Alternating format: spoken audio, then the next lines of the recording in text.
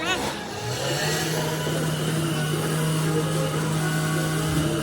ำไมมันไม่ลงอ่ะ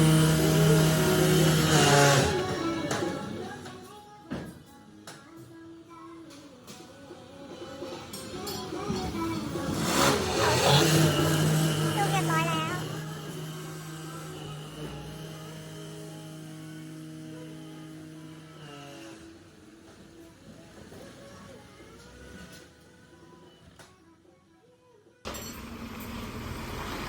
ต่อไปแม่นะคะ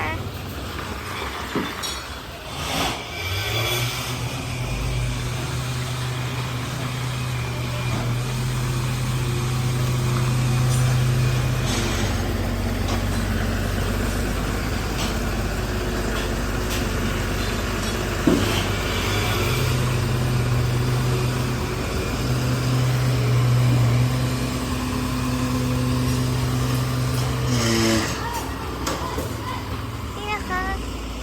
บางคนเดียวเลย เข้าไม่ได้เมื่อกี้ตรงนี้เดียวเลย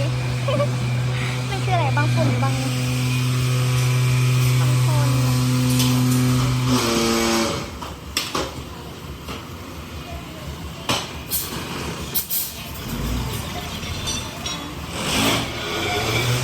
ติดจั่วปะเนี่ย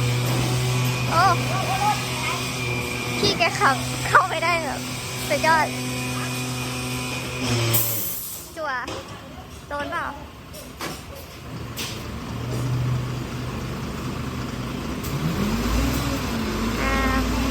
คน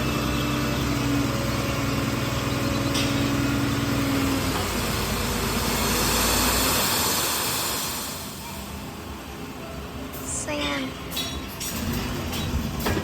นี่ก่อนนะคะเรียบรถก่อน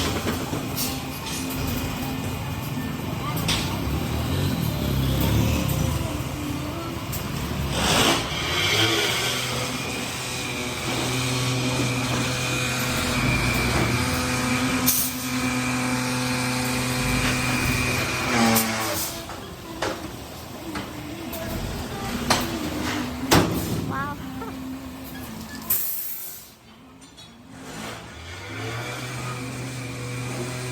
วันนี้ก็พาชมเพียงเท่านี้นะคะทุกคน พบกันใหม่คลิปหน้าค่ะ